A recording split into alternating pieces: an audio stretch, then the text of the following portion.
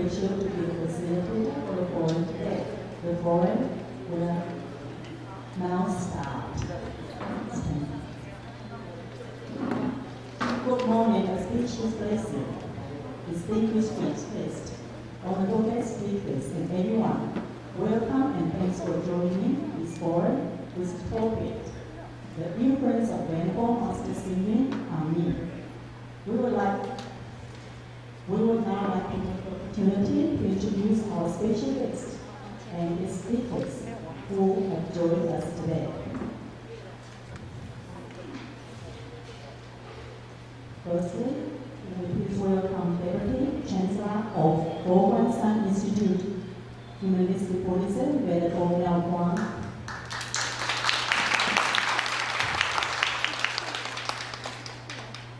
Chief Editors of Guoguanshan for Singapore, Malaysia, Thailand, and Indonesia, for the Executive General of Southeast Asia, BRIQ World Headquarters, Venerable J. Tan. Secretary of Papasaran Buddhist Mission, Kachili, Venerable Dharma Biru. And Buddhist International Association, BRI World Headquarters, Youth Development, Community Director, James Chen, who is also BRI Dharma Lecturer. And today we have a special guest, Venerable Sangana from Venerable Sangasena from Hara, India. Please welcome him. We also Venerable Sangasena from the Mota International Meditation Center in Ladakh. And since then, he has worked tirelessly and selflessly to put the Buddha's teaching on loving kindness and compassion into action. And now, IMC has become one of the leading NGO in India. Welcome you. Okay. Good morning, BRIA members, auspicious blessing. Welcome and thank you for joining this forum. This year is important for us. It is quite not easy for me to host this forum right after the ceremony in memorial of Venerable Master Xing, because sadly, as our Lunar New Year celebration concluded early this year, our founding master, Venerable Master Xing, peacefully passed away. It has been a touching time for all his followers, but the Venerable Master has left an enormous legacy. Guoguanshan now has more than 300 temples, along with university, schools, art galleries, and medical center, and more. But his real legacy is in his teaching through education, charitable work, art, music, culture, and sporting events. He lived a simple life and showed how we could find joy and give others happiness. He taught us to find peace and unlock our inner treasures based on fundamental concepts of humanistic Buddhism. How powerful has the influence of Master Xing been on our lives? Today, we are very pleased to have the four panelists who join with us to share their story. Let's go in. The first question I have is, when is the first time you met Venerable Master Xing? What kind of impression did you have of him? Can we please have Venerable? Good morning, everyone. My name is Karen. I am from the Near Floridian subchapter, so I'm also here today to help facilitate the event. So once again, welcome. And as co-facilitator Michelle said, we are going to talk about, have our panelists share their personal story, their personal journey of the Venerable Master. So first, we would like to begin with Venerable Miao Guang. So you know you very well. Actually, a lot of us know you very well. So if you can share with us what was how you first met Venerable Master and your first impression on him. Thank you very much, Michelle and Karen. Good morning, Venerables and Leah members. How are you today? I believe we all just came from a very solemn offering ceremony to the Venerable Master. It was indeed, again, a very touching moment. And just watching the ceremony does bring back a lot of memories. And so this is a very timely question. When did I first meet him, and what was my impression? I would have to say I first met him when I was 15 years old, but he was about 50 meters away from me. I had no opportunity to be close to him, but nevertheless, despite the fact that I finally get to see him in person at age 15, he was no stranger to me.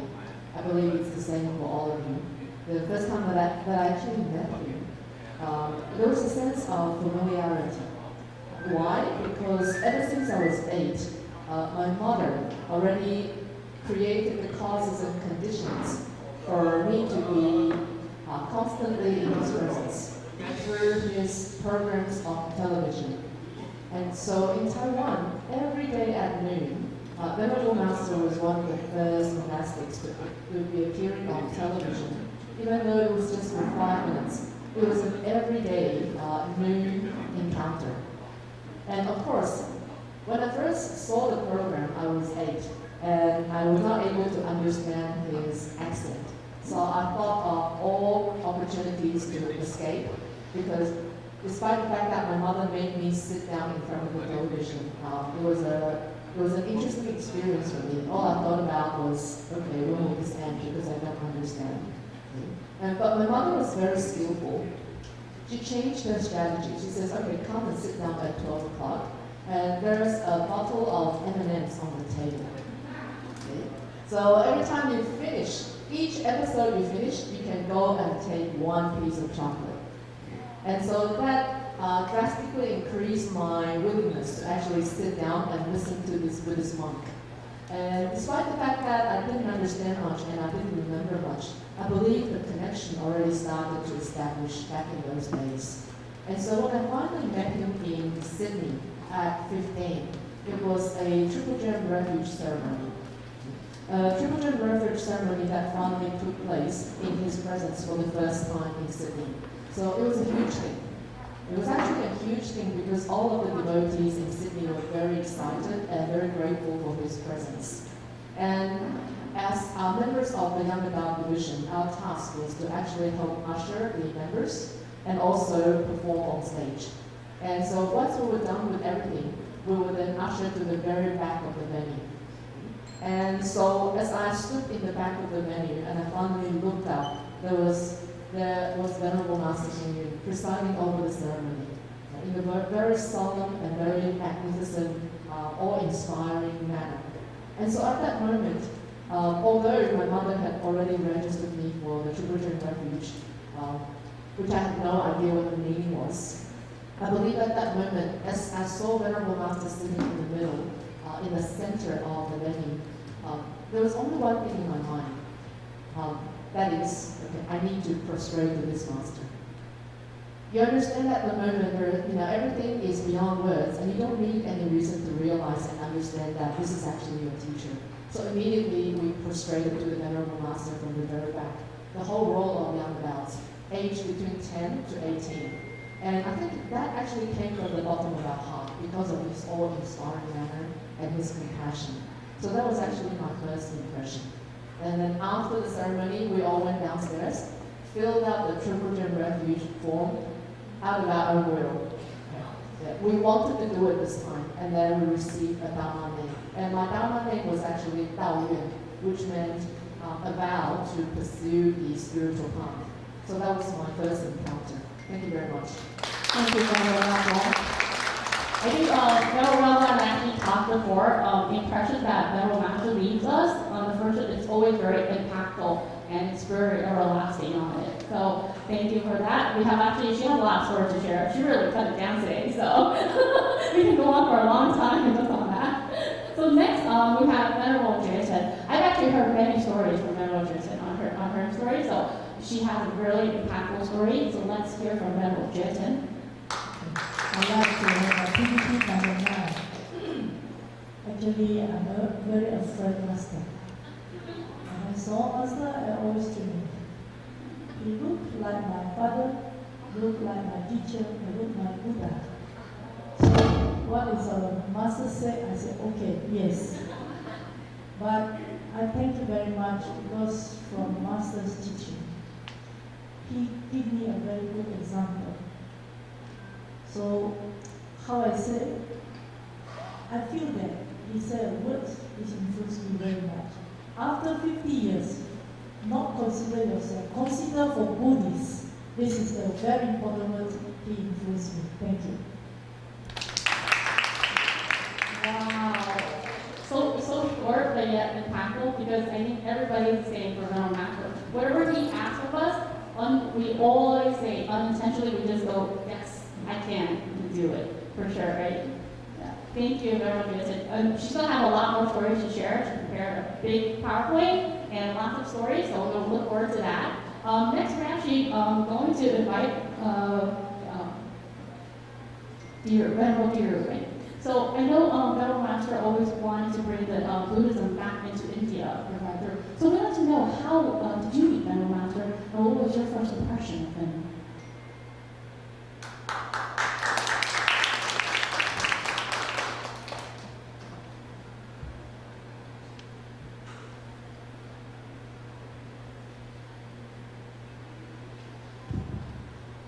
Venerable Jordan, Venerable Iqbal, all the panelists and all the dear members, good morning to you all. As you know, I am a monk from Theravada tradition. I got initiation at the age of 10. One of the senior Venerable from Island happened to visit Darjeeling. When he came to our mission, he suddenly asked, who want to be a monk? Just raise your hand. And I was the first one to raise my hand. At that time, I didn't know what monk is all about, but I just raised my hand, I want to be a monk. Then I was noticed by him. And after my schooling college finished, in 1993, I got the first invitation letter from Fogang San to attend the International Monastic Seminar. That was the first time when I saw Venerable Master in Fogang San. I found him spiritually fatherly figure, profound in knowledge, when he's speaking very dignifiedly, yet very simple and approachable.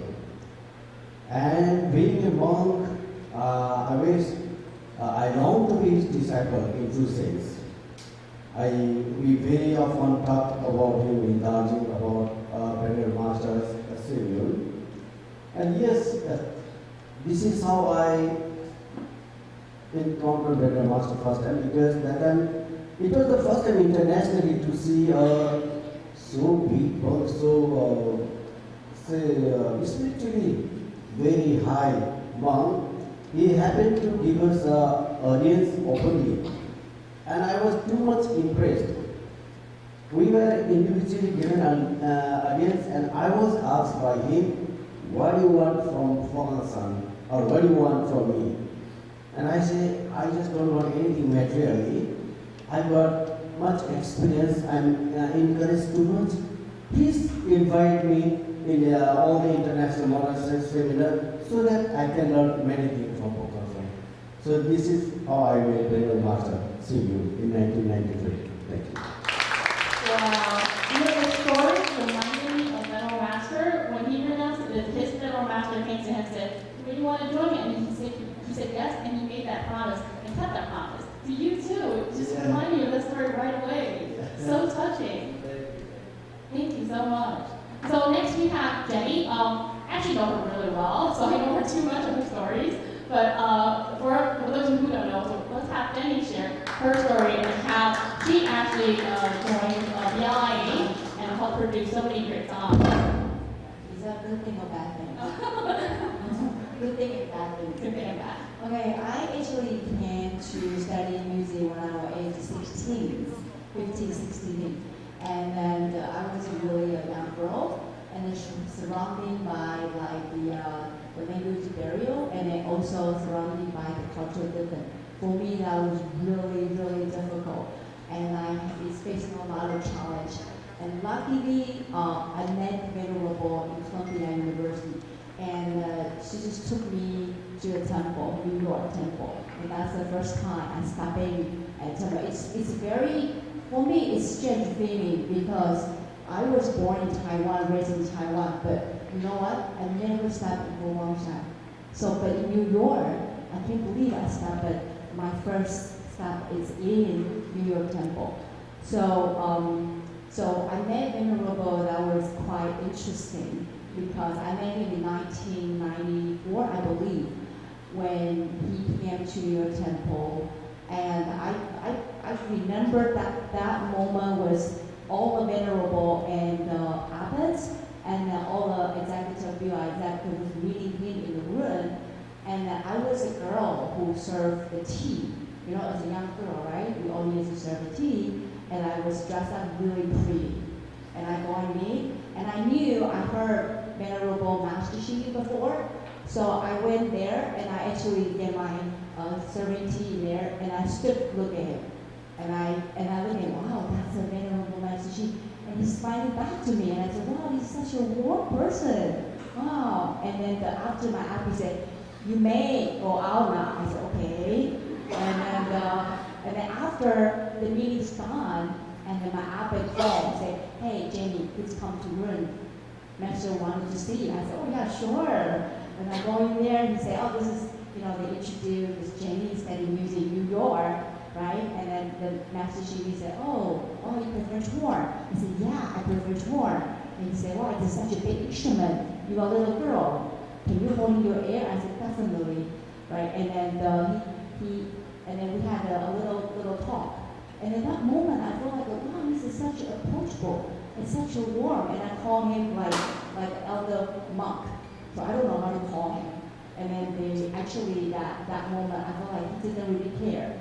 And I just feel like he's such, it made me like, I'm just a little girl with him in that moment. And I always remember he smiling back to me. So that's the first impression that I have. I think there's a common theme in here. Everyone who's actually met their own master always, the first person is like, he's like a really friendly elder, just like my father figure. For me, who I've only seen their own master a few times, but I don't have any close encounters. But he actually gives me that same warm and close feeling too as well. So I think that's a great impression in how you really attract people on it. So it's a really special charisma that he has. So the next, which actually moves down to our next question is, all of you are, in your own way, helping humanistic Buddhism, continuing on his legacy. And we'd like to know how has Venerable Master's influence on you on this journey. So we'd like to start with Venerable Miao.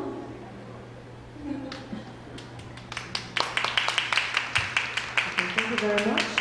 This is a very big question, very easy and very difficult to answer. And so what is Venerable Master's influence on me? I think the biggest influence is that he taught me how to speak Buddhism. In a very direct way, whatever he said in Mandarin, I had to speak it again in English. But he made the task very, very easy for a couple of reasons. The first reason is that as a master, I've always felt that he's not a master who leads the way. More, he's actually a spiritual companion who always walks by my side. It's never an up and, a top, bottom, up, down relationship. Whenever you are around the Venerable Master, he treated everyone as equals. So I was among those one of those very fortunate disciples who had the chance to really experience that sense of equality. To him, all he sees is humans. There's no such thing as monastic or lay. There's no such thing as men or women. Right? There's no such thing as Westerners or Easterners, Chinese speaking or non-Chinese speaking. To him, every sentient being that he encounters is his equal. And so this is one of the greatest moments I enjoy when we are around the Venerable Master. In 2015, he was no longer able to walk on his own. So everywhere he went, he had to rely on wheelchairs. But nevertheless, he always has that greatest sense of ease. And so this is when we were approaching the venue for the grand opening of the 19th Institute in Australia. It was a very huge event, and we were about to meet the Prime Minister of Australia. But as we approached, he was still joking and chatting about his surroundings and always telling us stories about his youth. And so that always kind of brings us closer together. So this is one of my favorite pictures of when we were around him. And next, when he, as the founding master of Foguangshan, he always reminds us that I am but part of the community. He continues to say that. He says, I've always loved to be a part of the community. My greatest wish is to actually eat with the community, walk with the community, and always be with everyone. But unfortunately, after turning 75, due to diabetes, I have no choice but to eat away separately from the community because of my special dietary needs. But this was actually in 2003. He says, I'm feeling good today. I think it's a great chance for me to finally go back to this grand dining hall so that I can eat with everyone. So you see on that day, this is a very monumental moment because having stepped down as abbot from as early as 40 years ago, he established the system of Foguangshan, which is to lead by leadership. And you can see the leader was the most Venerable Xingding. But for Venerable Master himself, to be a part of the community, ranking and position didn't matter. So on that day, he put on the same robe as everyone, right? The seven stripe robe. And then he went into the west side. And the first seat is actually usually the seat reserved for the seniors. And so that was the day when he actually enjoyed a formal meal with all of us. We were all very excited. We were all very happy. But despite being master and disciple, despite being part of the community, for us, he always holds a very special position. So at the end of the day, Venerable Xingding walked out and went to greet Venerable Master. He says, Master, we're very happy to have you here. And in return, Venerable Master says, Dear most Venerable Abbot, I am a part of your community. You have the right to order me around and tell me what to do, give me jobs. And so I think that was the greatest moment for us to feel that sense of equality when he never placed himself in any position higher than the rest of us. And he cherished every opportunity to always be with us. And secondly, what was my master like? To me, he didn't just give us Dharma. He spoke to us, he taught, and he gave us the opportunity to learn Dharma. But what I sensed was that he gave me more than Dharma. He gave me his heart and life. Everything he had, he says, I wish I could just give everything to you. For example, he grew up uneducated, according to him. He never went to school. He was never given the opportunity to receive a certificate. But he says, whatever I don't have, I will make sure that everyone else has them tenfold. So he built universities, he built schools, and he established all forms of system to make sure that our learning progress, our abilities and our achievements are always recognized by the graduation certificates, by the certificate of recognition. But I think the greatest thing was when he gave us his lifetime promise. This happened in 2015. It was about the third year into the founding of Guangming College in Philippines. As you know, Guangming College was initially located in Mabuhay Temple in Manila, where this first batch of 55 students were given full scholarship, free room and board, summer and winter vacation opportunities to fly across the world to broaden their horizons. And so into the third year, when the students were finally able to meet Venerable Master, they wanted to thank him. The first question was, you don't know us, and we have never met you. Why are you willing to give us so much? And in return, his answer was, we are one. As long as you need my help, I'm always here for you. So this greatly touched his students. So one of the ladies from the dance and theater major, Lady Anne, she got up and she said, Venerable Master, thank you so much. This is our way to give back to you. Our promise is that in 10 years' time, all graduates of the Guangming College will propagate humanistic Buddhism. We will use what we have learned to contribute to world peace. When she said that, Venerable Master was 92. So standing next to Venerable Master, I wondered if that 10-year, opportunity was presentable to the Venerable Master, right, in all honest forms. So I had doubts in my mind. This was how small I was. But in return, Venerable Master turned to the lady and said, if I don't live to see that day, I promise I'll come back to see you. And so I think at that moment, it was a beyond lifetime promise between a 16-year-old girl and a 90-year-old Bodhisattva. He gave his life, he gave his promise, and I believe they will meet very soon. And so what happened of these 16-year-olds? They are now 25, and some of them are managers in telemarketing companies. Some are teachers at the Gongmi College. Some work at Shima Temple in JB in Malaysia. And some have gone to America. Some are working at Disney as performers, Disney World in Hong Kong. And so they now are all able to support themselves with what they have been able to learn because of Venerable Master. So I believe as they continue to progress in life, they will use what Venerable Master has given to them to contribute to the world and to Buddhism. And so thirdly, what's my master like? Okay, there is a saying among Foguangshan and Buya. If you join Foguangshan, if you join Buya, you're going to be very busy. You're going to have all kinds of things to do, right? You have endless tasks. And so as you hear that, some people may be intimidated at first, but I believe as we continue to delve into these opportunity to be of service to sentient beings, you understand he wasn't just giving us work. Right? He wasn't giving us tasks to do. He was actually giving us the opportunity to become better, to become more generous, and to become more capable bodhisattvas. So he was elevating our aspiration and abilities to make a difference in this world. And as for me in particular, I believe my greatest opportunity is the journey of translating the Foguang Dictionary. We all understand without the Buddhist canon, it's impossible for the Dharma to spread. And because of the Buddhist canon, we're able to see the Dharma go beyond the borders of India, the borders of Sri Lanka, going into Southeast Asia, going around China, Japan, and Korea. And now Venerable Master has brought the spread of Buddhism outside of the Great Circle since the 15th century, which is all centered around the Central Asia continent. Buddhism has now spread across the entire world. And in order for that to happen, the English versions of the canons need to be present.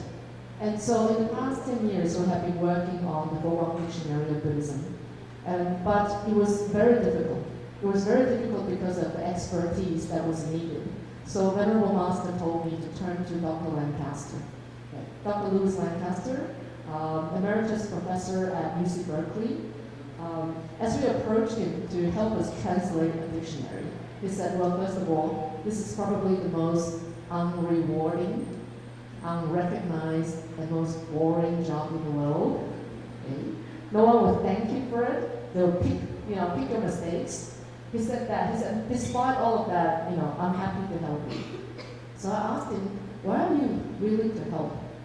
Well, he said in 1988, when the first World Fellowship of Buddhists took place in Los Angeles, he was among some of the young professors who dreamed of the possibility of a projector. You would understand in the early 80s, the greatest thing was only a typewriter, that you are the only person to see what's presented. So they were already envisioning the possibility of sharing the Dharma through a projected screen that shows what you're typing. Guys, well, this is very readily available for us today, but back in those days, you know how difficult it was. So when he presented that idea to the entire assembly, no one said a thing. So to him, he thought it was a bit humiliating, and perhaps he was a crazy professor who was dreaming of the impossible. But at the end of the presentation, Venerable Master was the only one who stood up and clapped his hands for him. He said, this is very important. You are doing something great for the spread of Buddhism, so keep doing it. And so at that moment, Professor Lancaster was extremely touched by the vision and the openness of this Buddhist monk. And, the seed of repayment already paid, was already planted in his mind. So that's why he's willing to help us. And so I'm very happy and grateful to say that 10 years after he said yes, next year we are looking to launch the English edition of the Forward Dictionary to enable greater spread of the Dharma. All with thanks to him. But as years went by, we understand that Venerable Master was hit by the massive stroke, and then there came the COVID pandemic. So they weren't able to see each other for 4 years. So when Professor met him, he was a very young professor, strong and healthy. But you'll see this picture. This was actually in 2019. When he finally saw him again, after Venerable Master was sick, it was a day when he was walking with a stick, when Venerable Master was in a wheelchair, no longer able to see or talk. But he said upon that moment, he was engulfed in the compassion and kindness of the Venerable Master. Because Venerable Master, who seldom left the numbers quarters after he became sick, insisted on coming out to meet him on that day.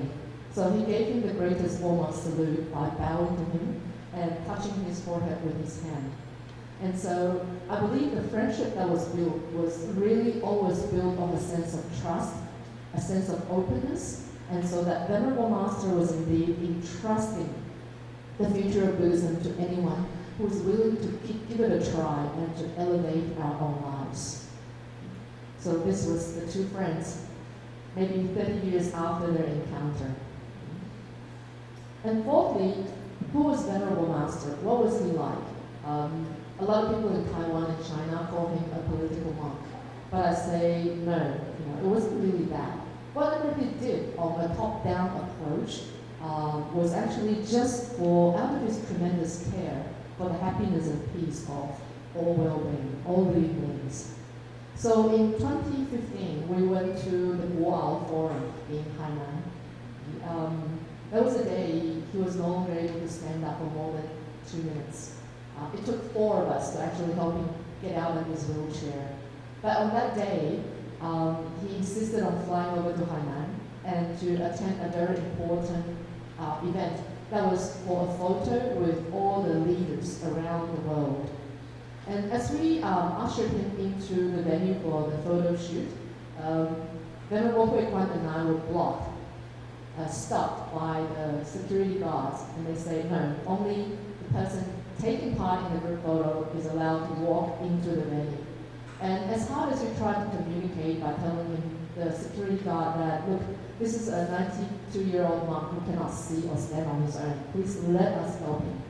But they were so unwilling, and we almost got into a very fierce argument.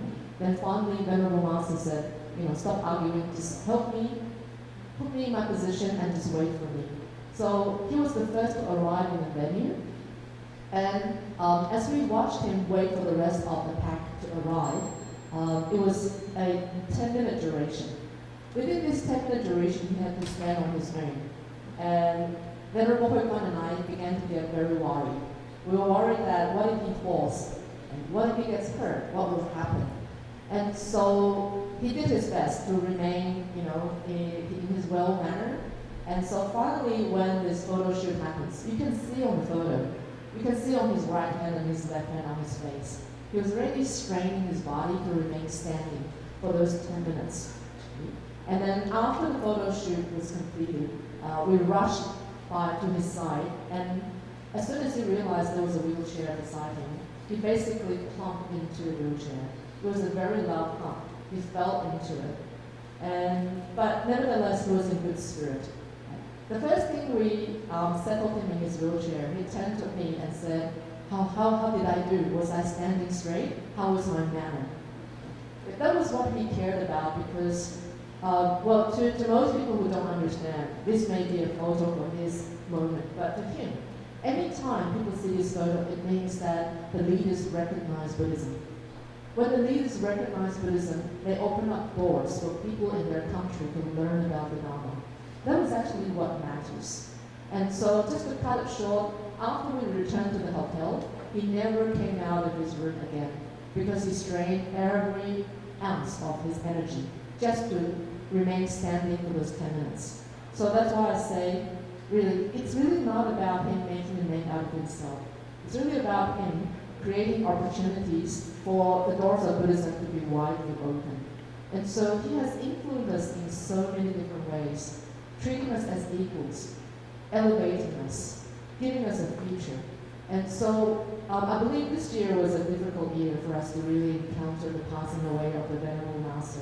But look at this. His way of passing over was so graceful. For one thing, he said, I want to pass away seated. That means I'll never lie down, I'll never go to rest. I will come back soon. But that's what he said.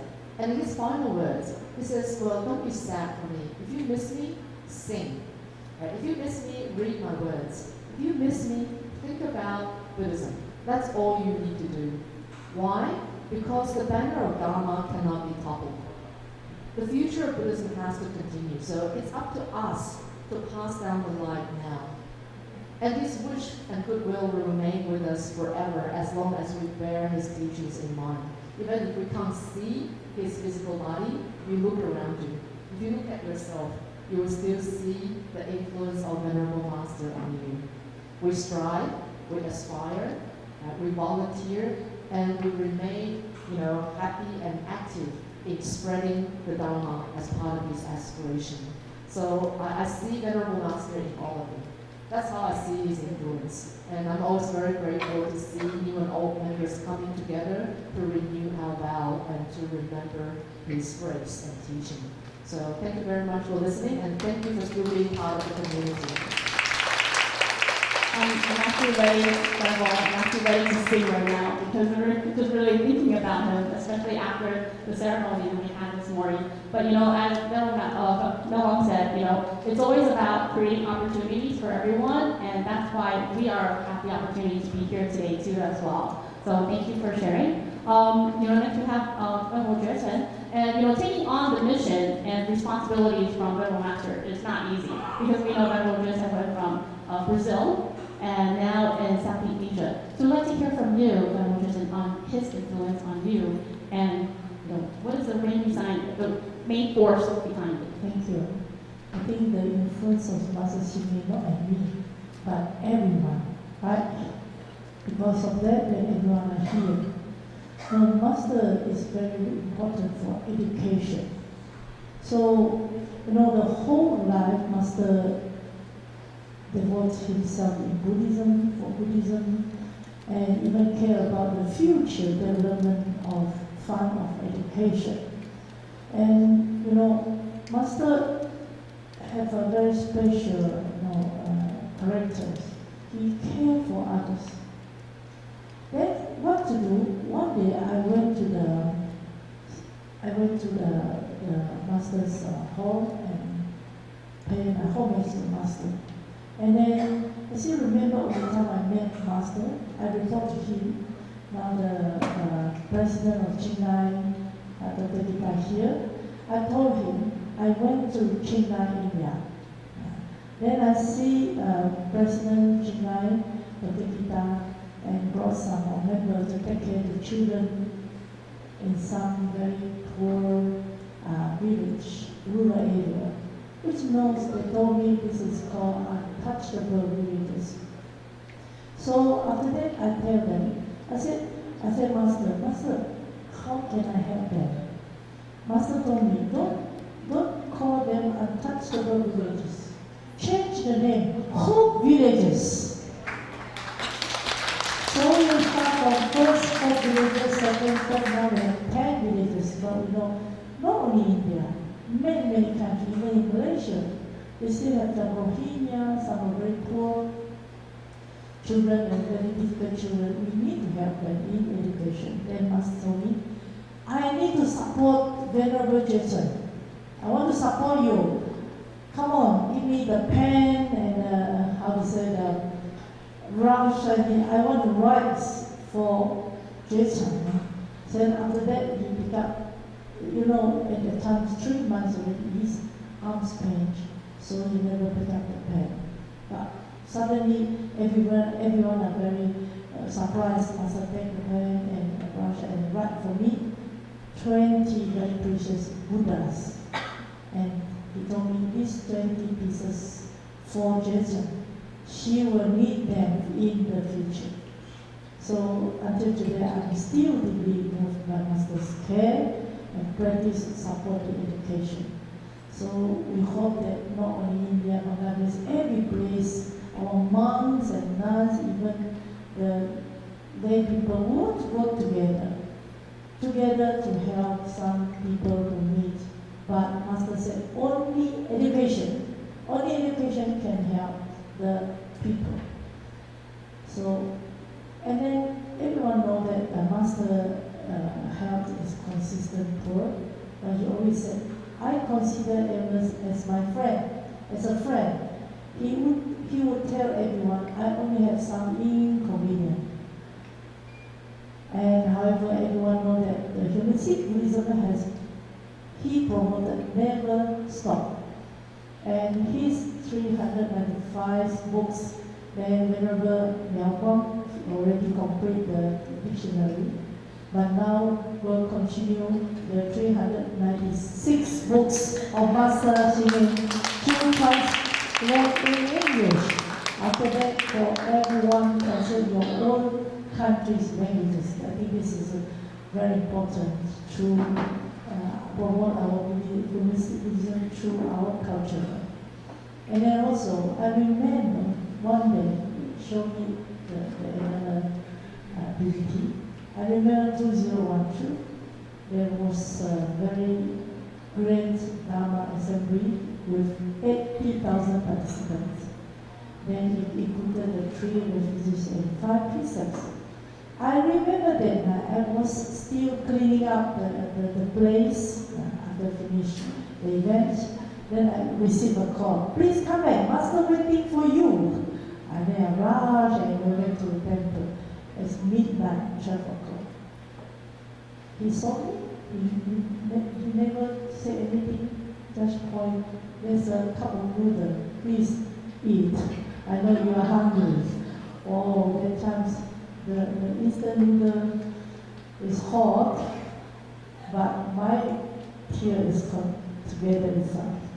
Until today, the taste of the noodle still remains in my heart. Then, 2013, Master, well, in Malaysia, have an injury. His eyes have 7 stitches, fell down, because he can't see very clear. And he showed to everyone, he said,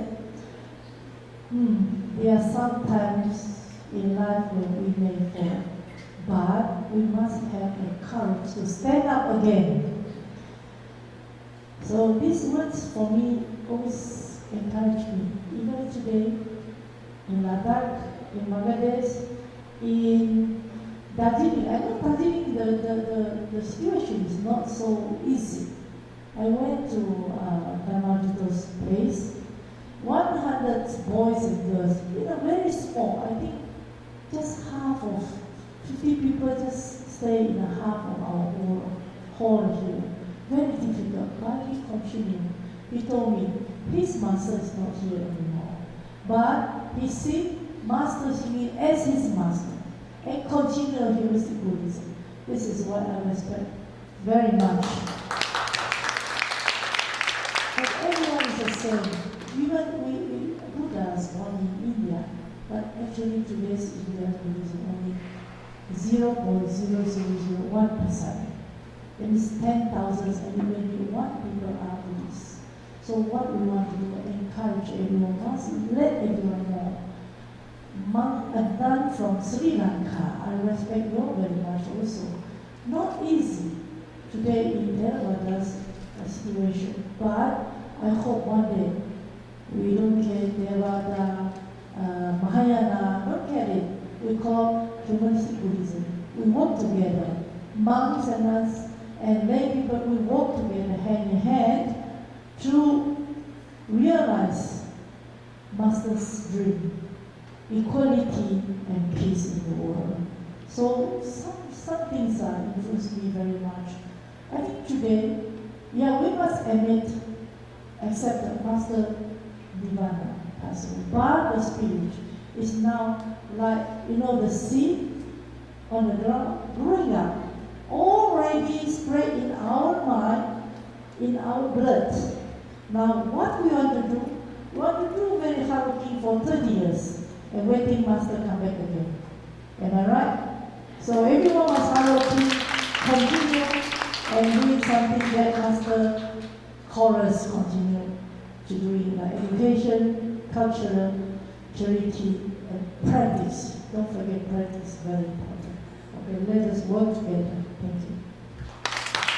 Thank you, Venerable Richard. As we all know, Venerable Master is always a big advocate of equal opportunity for girls and boys, and also on education for everybody. And I know Venerable Richard has been actually working hard in that point, not just in Southeast Asia, but previously before in Brazil too as well. So I'm pretty sure she will definitely continue on and carry down the legacy and advocate for the equal opportunities in education. So next we do have Venerable and then we know India, definitely the area, Asia for Buddhism is very well spread across. And Venerable Master is always not close to you or near you, you don't see him much often, but we definitely like to know, how has he influenced you and impacted you?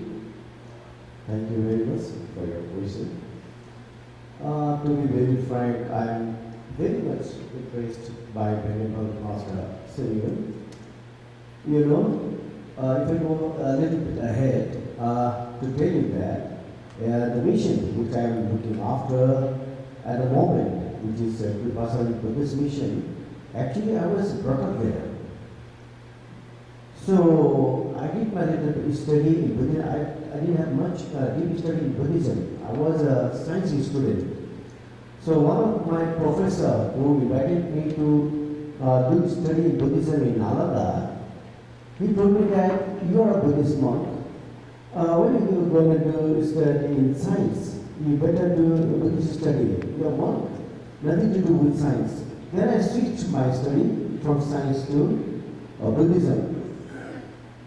Then when I went through all the Buddhist texts in Nalanda, I found that Buddha says, do not believe whatever I say on the recognition that it has been said by the Buddha. But criticize it, analyze it, have a healthy discussion, and finally, if you find it conducive for you, then accept it and give it out to you.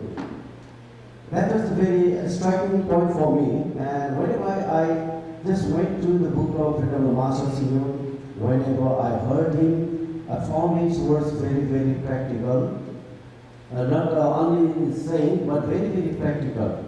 So that impressed me when I doing the activity of Buddhist Life International more strongly than before, after getting much impression from him.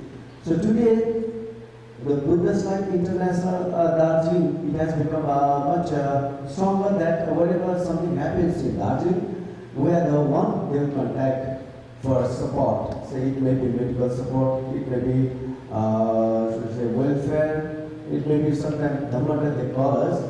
So it is all after getting much impression from Master Sivan, and I'm sure we will be doing much better in times to come also. So right now, beside the Buddhist Life International Association, I'm looking after the mission where Jason said that 100 children, 100 children, 50 are boys, 50 are girls. And to let you inform that we had 12 students in Formalsan. 12 students, 6 boys and 6 girls. Okay, at the moment, one girl is in Nanwa sitting, and one girl in Buddhist is ready to come here.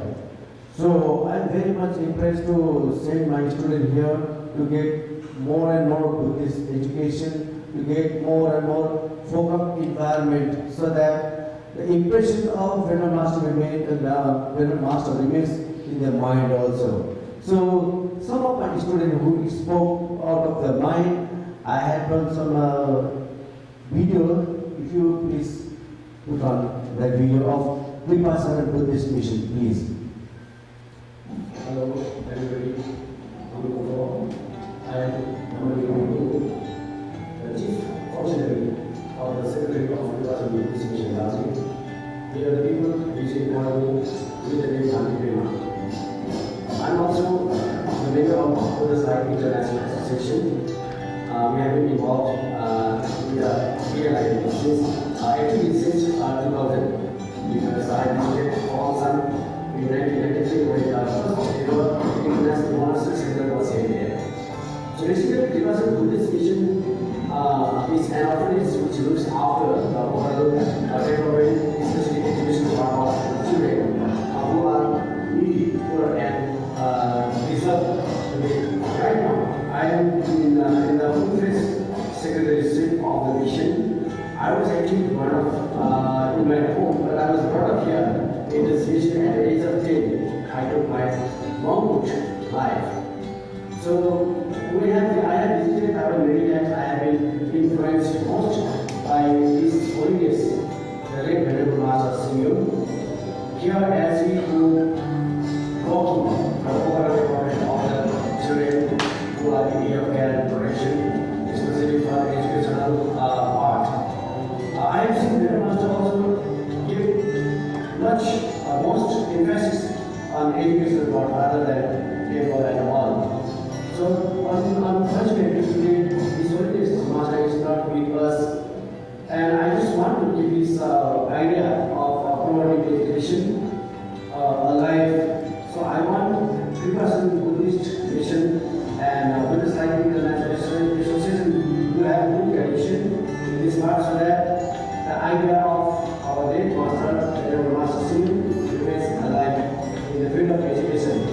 So, I wish PLI World Headquarters take some action so that the connection between the 3% Buddhist mission and PLI remains intact with the field of education. That is I wish, and I want to work with the PLI. So let us work together in the field of education so that we can promote the idea of promoting education, which was the most important target of our late Master, Venerable Master Singh. Thank you very much.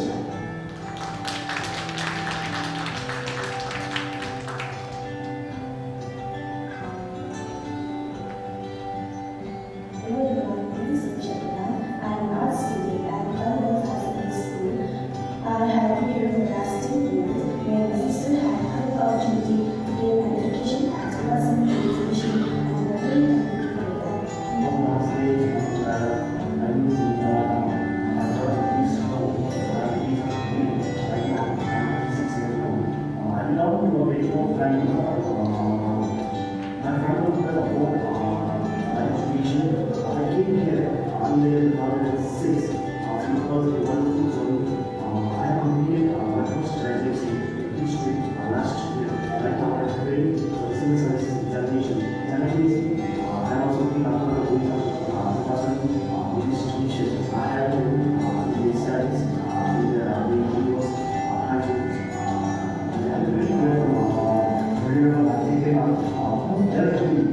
In every stage of my education, he provided everything, whether it is financial help, whether it is mental help.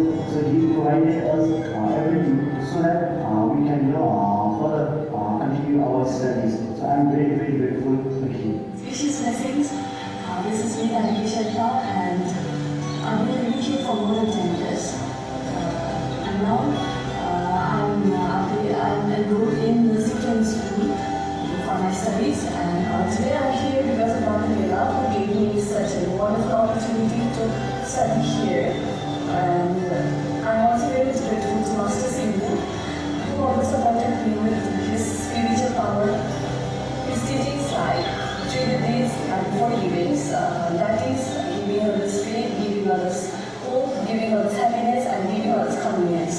I feel that this 4 givings of Master Singh is very important in my recent career because it helps me a lot while dealing with my patients. I can give them hope, give my patients hope and faith when they are in their critical conditions, and give them happiness when they need it. And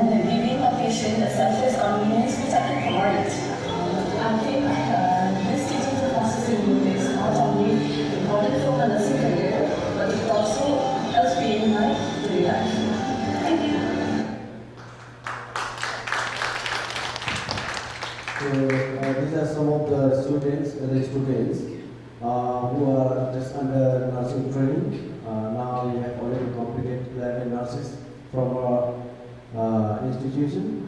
And there are boys who are going under hotel management training. Some are getting vocational training. And some of the students are there engaged in private sectors, and some of them are engaged in government sectors. So these are some of the projects we are doing with Darjeeling. Thank you very much. Thank you very much. You really showed us how Federal Master's influence transcends all barriers and country borders too as well. So thank you so much for sharing that for us. Next we do have Jenny. So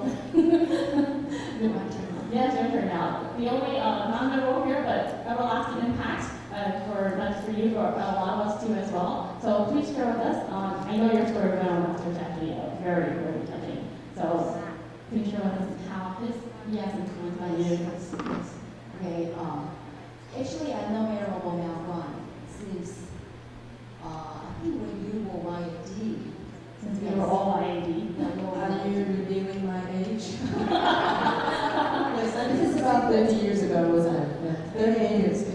30 years ago. So,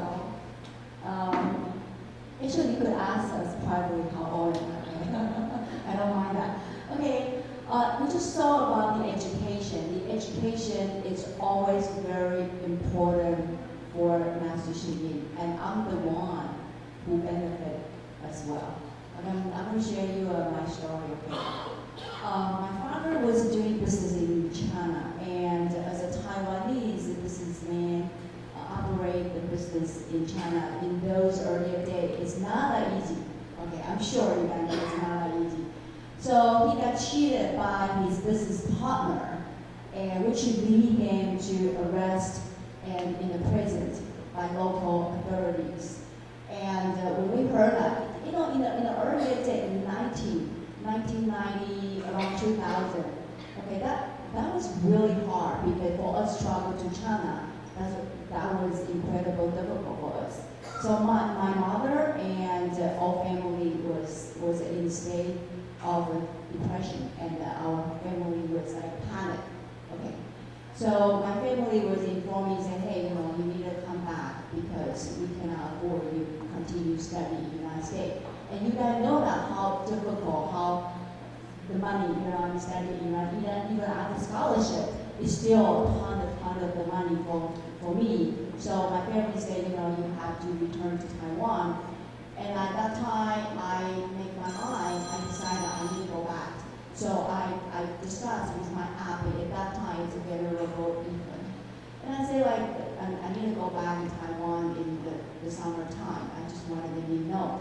And at that time, after we had a conversation, and the master came to visit in New York, and she actually told Master Xing Yin about what's going on. But you guys know Master Xing Yin cares so much about local youth. Always asking how's youth, how's young people doing, how their education, right?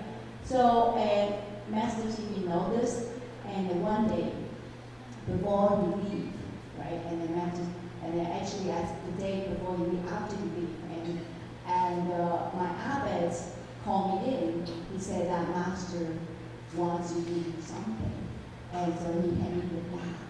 That was all the passion there, and I was like wiped up in a tear, and I said, what is this? And he said like Master Xing Yin wants to continue the education. Then,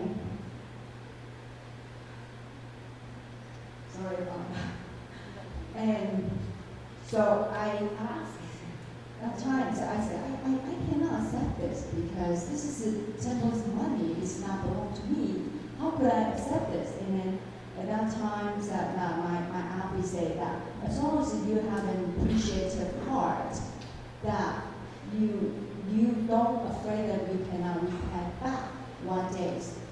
So it's always keep it in my mind. And then he said that's Master wanted to do, continue finish your education. So I accepted his offer and I continue, right? And then so every time my local venerable from my villages back to Taiwan, and he came back They always handing me a red envelope. It's $200. And then he found Master. He said, Master wants you complete the education for you to buy a computer, book, stationery, and for you to support the study by the book. And can you imagine that a little girl who has worked very hard because my family has no money for me to support me. And I have to work in school library, and I have sometimes after school I have to teach the piano. And then for me, it's just very, very touching. So I had to study very hard because I knew that the money support me. It's not easy. And in my heart, I make silence. I tell myself, I have to repay that. But that initiative keep me going. Because that, every time something comes on me, say, oh, some things I don't want to do, or I'm an YAD. I have to show you everybody my YAD picture. Okay. Here we go. This messaging from New York. Oh my God, this is me in the repertoire. I was in HNFU, 16 years old, okay? So this, I just said that this master's degree in meeting all executives. Oh, it's me, okay? That time is YAT, that was 2002 in the Los Angeles YAT conference. And that's me. And here we go. Quite different, isn't it? I look much better now. Sorry, I'm just saying that. Everybody look wiser now. Thank you. So I know I have to study hard, and every time I feel like I'm and something in me, I frustrated. And then that initiative always keep me, because I knew I have to deeply I have to repay his kindness, and then it's become my daily, my value, and helping me keep going. That is why it influences all my family as well. So later on, I understand it's called never forget your initiative part, 不忘初心. So right now that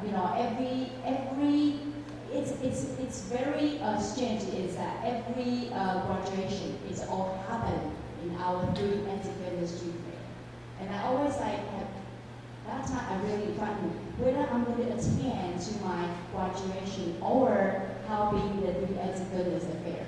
But I give up for my graduation ceremony and helping the street fair, because I understand me receive my diploma.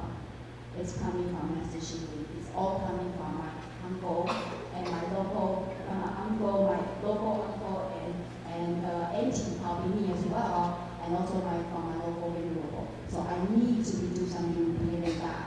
So I 3 times for my master bachelor, and also my master and my doctorate degree. I never attend my ceremony because it's all happened in the BOIC fair.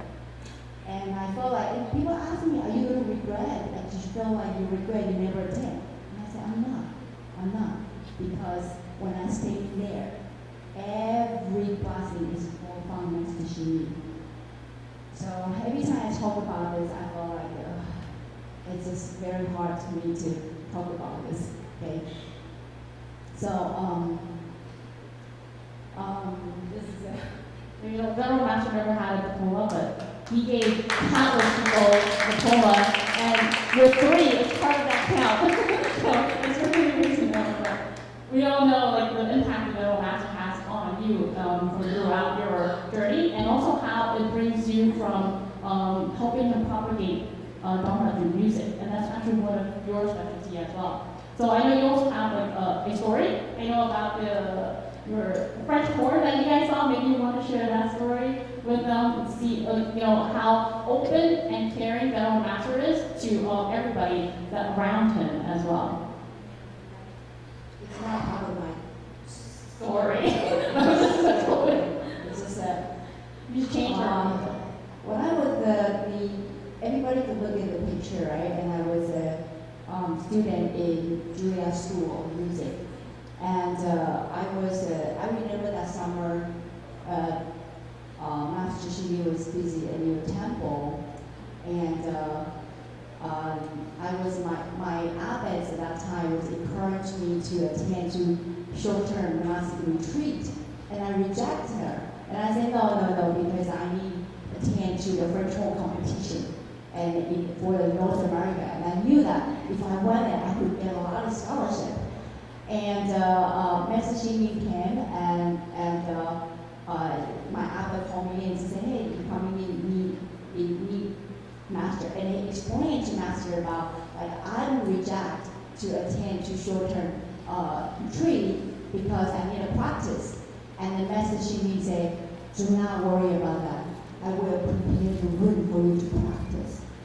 Can you guys imagine? You join the short-term monastic retreat, you can actually practice your instrument, you bring your instrument. And I said, wow, Master Shimi is so kind. And I even asked him back, are you serious? He said, yeah, I really serious, just bring your horn.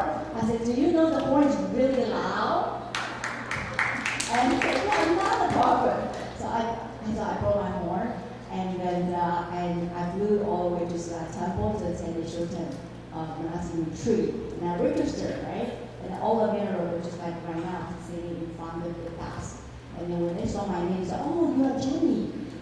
Oh, where's your instrument? I said, my instrument is right there. He said, oh, your instrument look like it's big. I said, yes. He said, well, Master Shimi prepared the work for you to practice. And they're really, really full, but just follow me. And I said, sure. So everybody looked at it like, oh, that's a girl. That's a girl carrying the horn. Master Shimi actually prepared the work for her. So I walked in the past for the office. They prepared for the room for me. He said, this is the place for you to practice. And I look at around, there's office on the right side, there's the mirror on the left side. And I said, wait a minute, is that a word on practice? Are you sure? Did you know the French horn is really loud? Are you sure? And then I said, not a problem. You're practicing here, and Master Shimi will be meeting there as well. And I said, wow, so kind. Yes. You know, at that time, I'm just a little girl. I really don't know, so naive, right? I'm sure everybody on the stage are very naive. And so I put my French horn down, and I went through all the entire retreat. And I completely forgot I had a French horn there. And I'm not practicing a single moment. At that room, I never walked into a room. So after the retreat, Master asked me, like, do you practice? How's your practice? I said, did I do my French horn? Are you sure? So I'm not sure I do my French horn. So I knew that Master Shimi it's the way he wanted me to understand that he actually gave me a tool, gave me a chance to learn Buddhism. Can you guys imagine if that time he said, oh, you cannot bring your horn? Am I going to attend for the short-term monastic life? I don't think so. So he gave me that chance, convenient, to understand. So that is why I'm still here. Thank you. I totally can imagine learning a short-term monastic retreat and bringing a French horn. It's two different things. But definitely, that's his way of giving convenience to everyone and giving you the opportunity to learn and be more close to the humanistic Buddhism. And that's what humanistic Buddhism is about, what people want and what you need, and we can attain to it. So thank you for sharing. Okay, so now going through on to the next part is, we actually know that, Venerable Master has passed and left us, but we all know, we're going to say we know we miss him, but, missing him is just part of the journey. But what's more important is carrying on and bringing it forward. How do we continue on his legacy? And, we're at Venerable Miao first, in the future, besides your translation and more translation, how can we continue on, and what is your goal for the future to go on? Well, as we progress into almost the 50th year of Guangshan, we learn to look at Guangshan in a different light. Well, first of all, we understand that spiritual cultivation is no longer just about sitting on meditation cushions or paying respect to the Buddha. Even more, now, our true cultivation is to progress on the Bodhisattva path. And I would have to say this is a wide and daunting task because the path is so wide, so varied. You can almost do any kind of thing you can do in order to help anyone.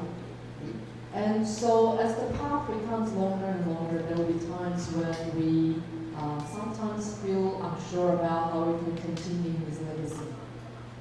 Correct? There will be times when we feel, I'm a bit tired, I need a break. I'm not giving up, but I'm just taking a break. And whenever that happens, we can think about how the Venerable Master brought us into the ocean of infinities. When you're in an ocean, I believe you have no time to think of the river anymore. Because we'll continue to drift forward.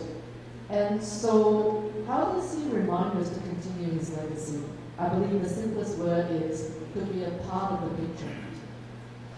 When we are a part of the picture, we don't always have to be the main role. When we are a part of the picture, we may not always have to be the leader. Sometimes we lead, sometimes we follow. Sometimes we move forward, sometimes we may even allow the other bodhisattvas to carry us forward a little bit. That's why the memorial ring, the ring road of the Buddha Museum, which you'll see today, is a circle. And along the circle, Venerable Master put up a sign that says, keep going, 向前有路. Why does he put it up? Why did he put up the sign? Because when the Buddha Memorial first opened, people are not familiar with the surrounding or the setting of this memorial building. And they have no idea where to go. So, but we have to keep traffic flowing around the Buddha Museum. So we turned it into a single-way ring road. So one-way ring road that once you enter, the only way is forward. And so in the beginning, when during our major events, a lot of people drive into the museum not knowing where to go. And so this sign actually helps them to understand, okay, if I see this, although I'm not sure what actually lies ahead. As long as I keep going, I will encounter new causes and conditions. And so we come from all places.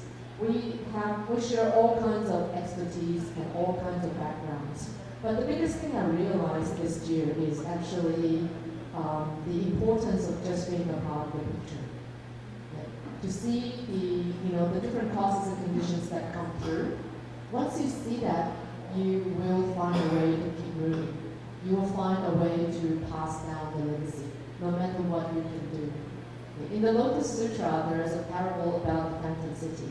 It's actually about a group of travelers who carry heavy loads, who continue into the endless future. And so when they finally progress 300 kilometers, and they turn to the leader, which is the Buddha, and they say, look, I'm really tired, I don't want to go anymore. I want to give up. I don't want to do anything. And so out of expedient means, the Buddha actually conjured up a phantom city. He says, okay, if you need a break, let's take a few more steps forward into the city. Into the city, you'll get refreshments, you get luxurious and comfortable beds, you get a very nice environment to replenish. So they did it. And they were all very happy to be in that town. And then on the next day, the Buddha says, did you like your experience in this town? They said, yeah, it's very comfortable, we had joy, we enjoyed everything. And then the Buddha said, okay, what would you like? Can you imagine something greater beyond the town? He said, oh, is there such a thing? The Buddha says, yes, if you like this town, don't give up, keep moving forward. 500 kilometers later, there's an even better town. It is called liberation. So I believe when Venerable Master put up signs that said, keep going, right? In a very general way, when we carry each other, when we are a part of the whole picture, we'll eventually find a way to keep going and to pass down the legacy. And so just quickly, this is what I have to share. So although I'm not being very specific, but today as we sit here, we can each find our role. We can each find something we can do. And as long as you can see that, then you are already playing a part in passing down the legacy. Thank you very much. I feel that all the time. We get tired, but never want to stop. We just need a little break. Just a little break, right? Yeah.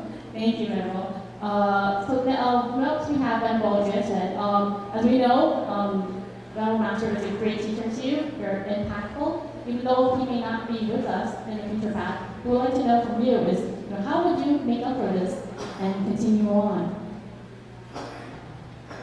Yeah, what I want to say as my master teachers, relying on Buddhism and developing Buddhism and work by collective effort, by team, and also lead by the systems. So now for Guangzhou BLA have a very good system SOP. Please follow it. And relying on nothing but the Dharma. Okay? What we do must don't forget it. Accordance with Buddha's teaching.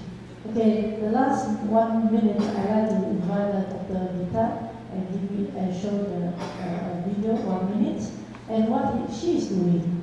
Now we are continuing. Only education and education will help them. Thank you.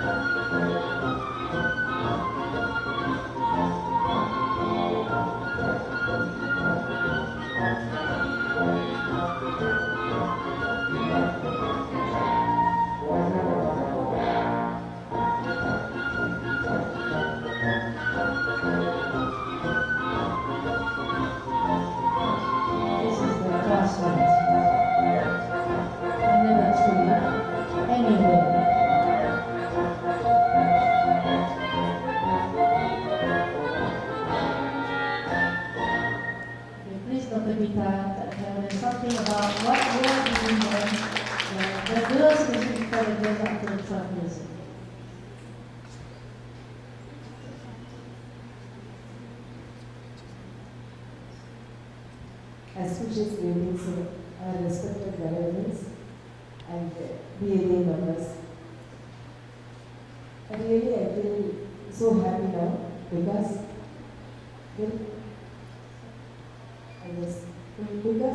very first time our Vice Secretary General Venerable came in our place.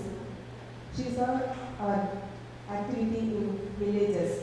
That time, Venerable asked me, this is not a tribal villages, this is the hope villages, because we want to give the hope for them. So Venerable changed the name, Hope Village. Still, we are doing as Vice Secretary General told to us. Last week also, last time Venerable came there. That time Venerable told us the Hope Village girls wants to health and hygiene, very important. So Venerable gave to them the napkin and cleaners, very important. So last week also we provide all materials for the girl child, and always Venerable told to us education is very important, and we are giving education and continuously every week we are doing the education for them, and every week health and hygiene, education, importance of education, 3 acts of goodness, and masters teaching, yes, story telling, and activity for them, because the future life, everything is education only. So Vice Secretary General told us education, including 3 acts of goodness. Each and every students in the Hope villages, all are telling always whenever we go to the Hope village and venerables, they all are saying Amitabha and 3 acts of goodness. So we are very happy now. Thank you, Venerable. Thank you once again. And Venerable, welcome to the children's story.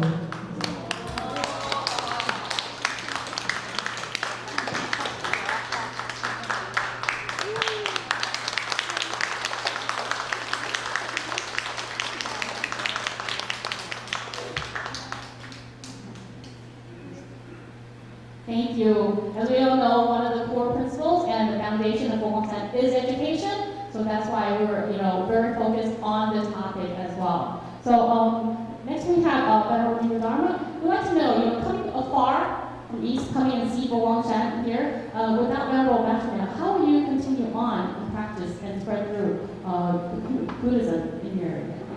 Well, I've been involved with佛光山since more than 25 years now.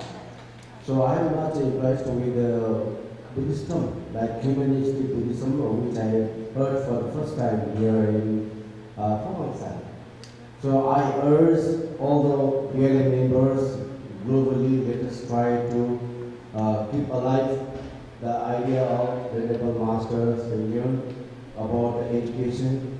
Let us try to be a good Buddhist, let us try to be good yoga members, and ultimately a good human being. Let us try to be good human being, good Buddhist, but let us not waste time for being it. That's what I want to say.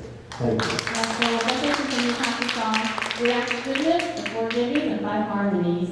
Thank you. For Jenny, there's one area that you can definitely speak about is faith and legacy within the family.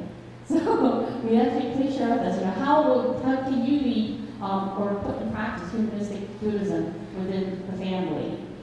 She knows me really well, so every question she asks is all in my script, okay? So for me, I will share with you guys, humanistic Buddhism is not the economic pursuit.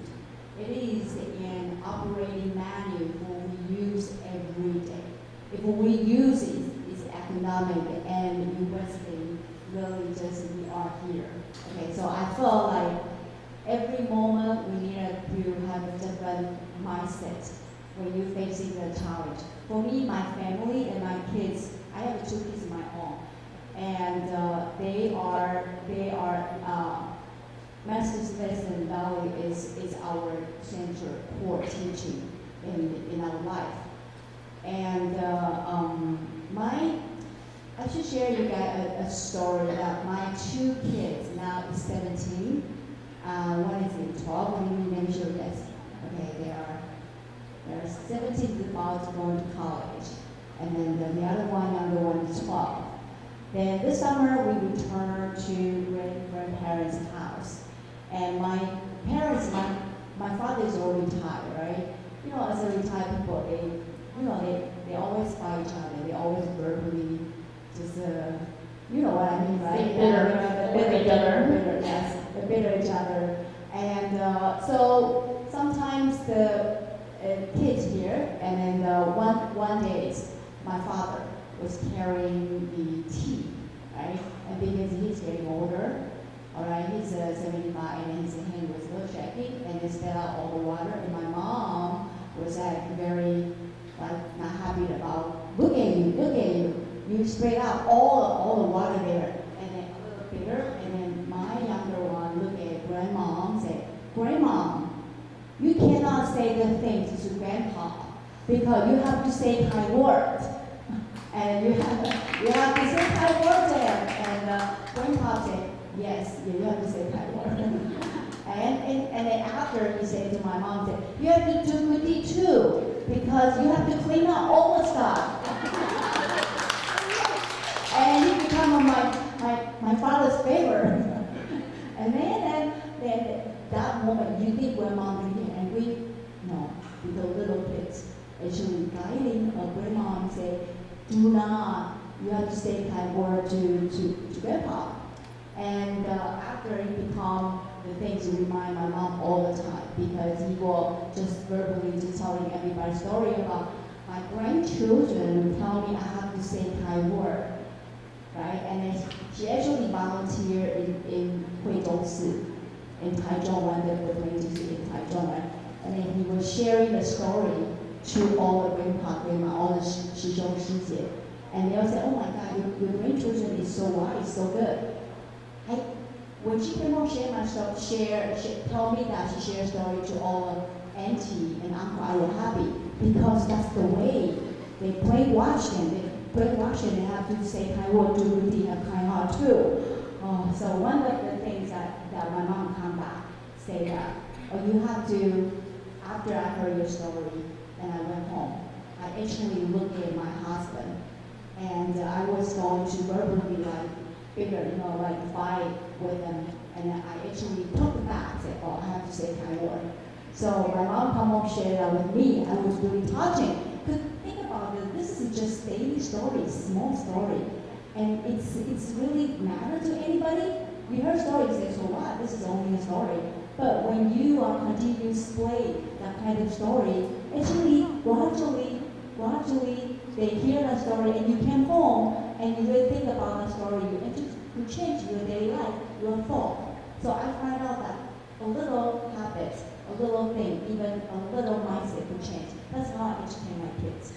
Okay, so this is just a wonderful little story to share with you guys. Thank you. I'm gonna throw her under a little bus because sometimes when she figure her kids tell her you need to do good deeds and kind words too as well. So you taught them well. I always do good deeds, and when I not do good deeds, they tell me They I remind do good deeds. So because I'm the New York chapter president, it's quite busy, right? And I never complain. And I have one rule: when I go home, it doesn't matter how hard, how late I am. I came home, they know I'm tired, but I never complain single about I'm tired or complain about, my God, I'm empty, it's so bitter, it's empty, it's not treating me nice. I never. I always share my happiness because family together, when they see you join, you're such a happy to learning humanistic Buddhism, and they want to come. And they want to join too, and my husband as well. They say this is a happy wife, happy life. So that is very important. They always keep happy. Thank you.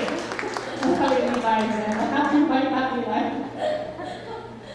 Oh, thank you, Jenny. So at the very end, we actually like to have everyone, ask all our panelists here, to give like a word of advice and encouragement. We're going to reverse a little bit, so we have Jenny first to see, what advice or encouragement you have for our BLIA members. Yeah.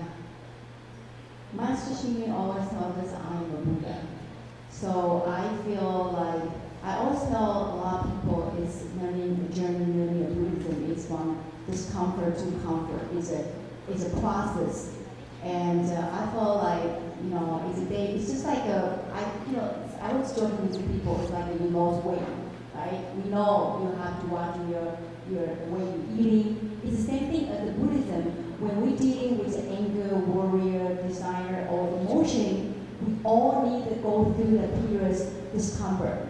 And we need to have that habit in your routine behavior and perform regularly, become a comfortable level. So this is what I do. I always have something in my mind, like I don't like that person. And my mind always changes my mind, say, oh, actually, she's not bad. Okay, every time I have a fight with my husband, I say, actually, he's okay. At least he's waiting for me until 11:30. At least he makes money for me. That's not bad. So I change my mindset. Once I change my mindset, everything's okay. So I'm learning that I am a Buddha, thinking like a Buddha, acting like a Buddha. It's such an important behavior. And it's not going to happen one day. It needs to gradually build up. And then habit is small thing count. Small mindset, it build up. And small things, it change all differences. So I'm a Buddha. That's what I practice. Your husband's a Buddha. That's okay. He can work and you can be here with us today. Thank you, Jenny. Next, fellow volunteer, share 2 words of encouragement. Not only to the BRE members, but to all the people worldwide, as for the Buddhism, Buddha's teaching, I would say, if I don't say I'm a Buddha, though I'm on the way to Buddha, a lot of things has to be done from his side to get enlightened. And what point I was just thinking is gone out my head.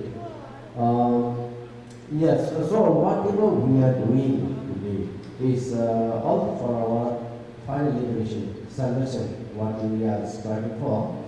So whatever we do, that has to be done through your mind. Okay. So whatever we do, that leads our destination. Because Buddha says, man is solely responsible for his or her own liberation. No one and no one will do it. So whatever things to be done has to be done by ourselves. The Tathagata, they will only show the path. So let us try, again I'll say that, repeat the same thing, let us try to be good human being, but let us not waste our time in proving it that I am a good person. That is what I would like to suggest. Thank you. Thank you. Venerable Justin? Yeah, I would like Venerable Nyong'ong to help us, everyone help us together to read what the Master said. This is the verse Venerable Justin has to share with everyone, and she would like to invite everyone to read it together. Across the mountains, streams, and foreign lands, the sun and moon, all beneath the same sky. Hope is placed in all children of the Buddha to create the future together as one. We work together, continue moving forward. Thank you. Well, my line is very similar. In Chinese, Venerable Master always says to live a life with palms joined. That's our very similar. So when you join your palms, you join the entire world's affinity in your heart. Please remember that. This is what Venerable Master wants us to be at one. Thank you very much. Thank you. And we also have a very special guest that we would like to invite Venerable Sangasina to come share your advice and words of encouragement for us.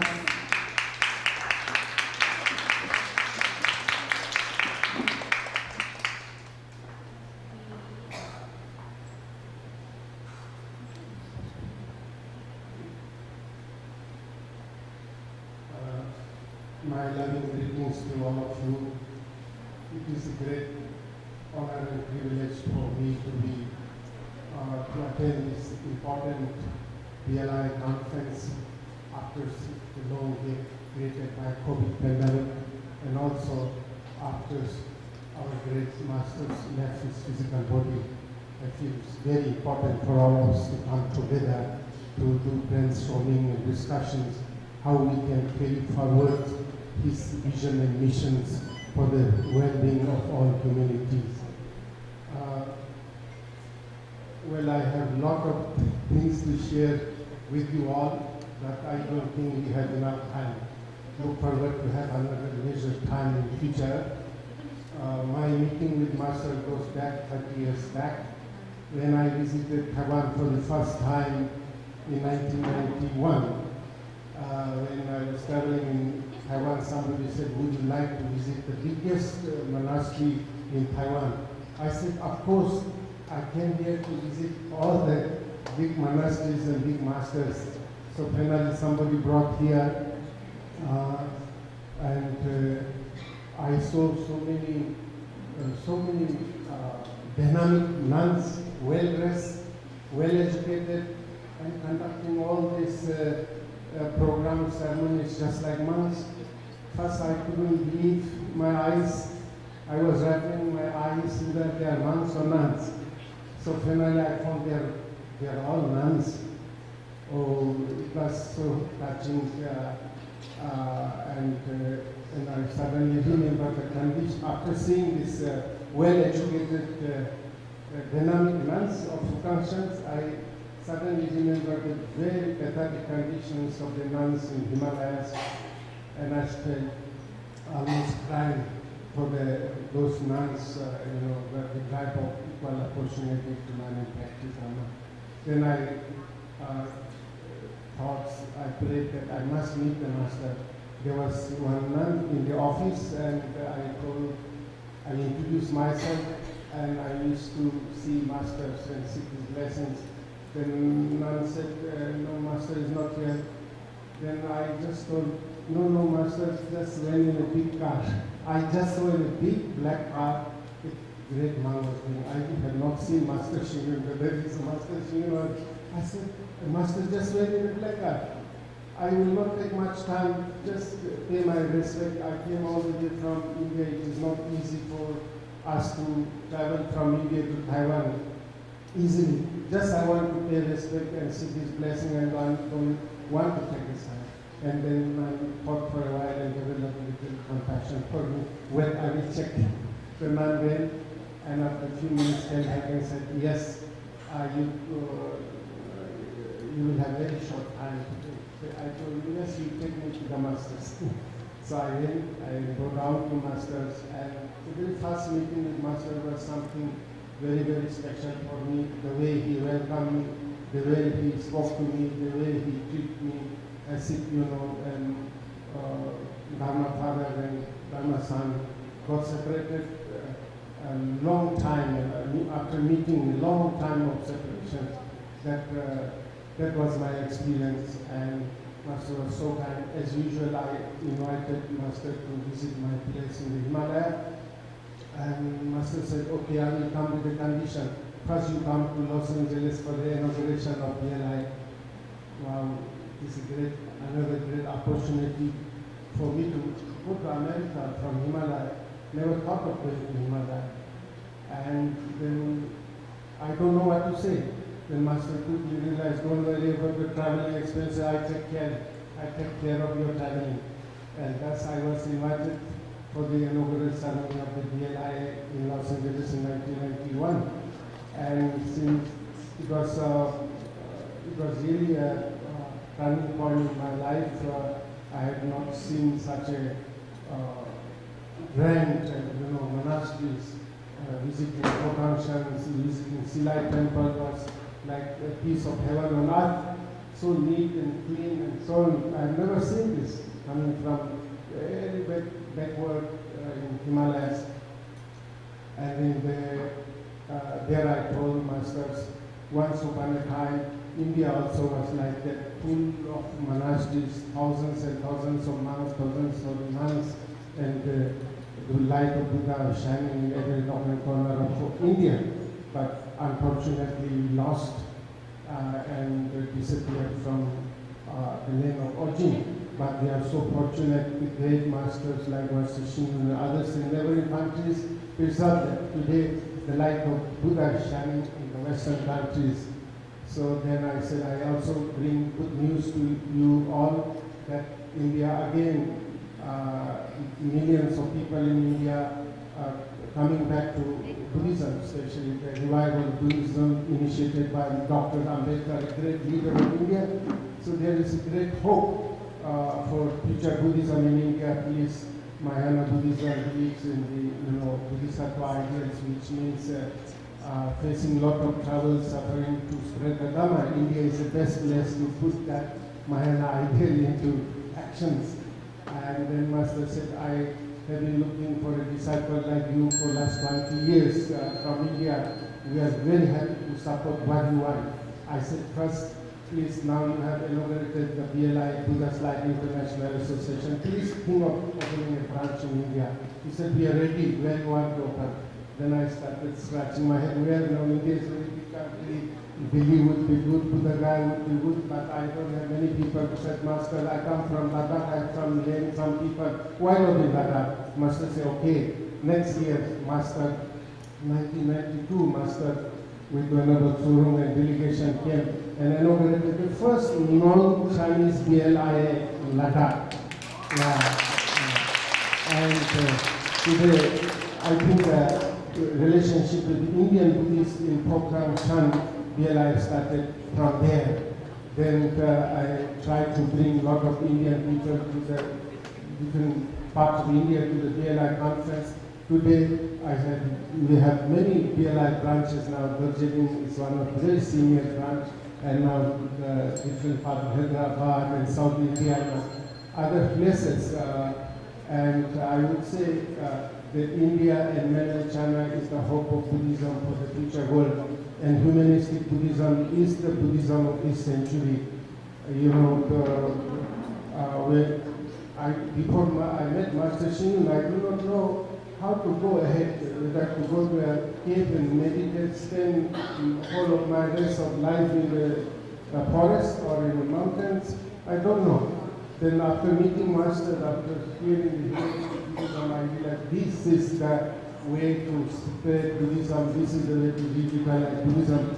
I would say without great Master Xing Yun and his vision of humanistic Buddhism, the Buddhism may not, progress so fast all over the world.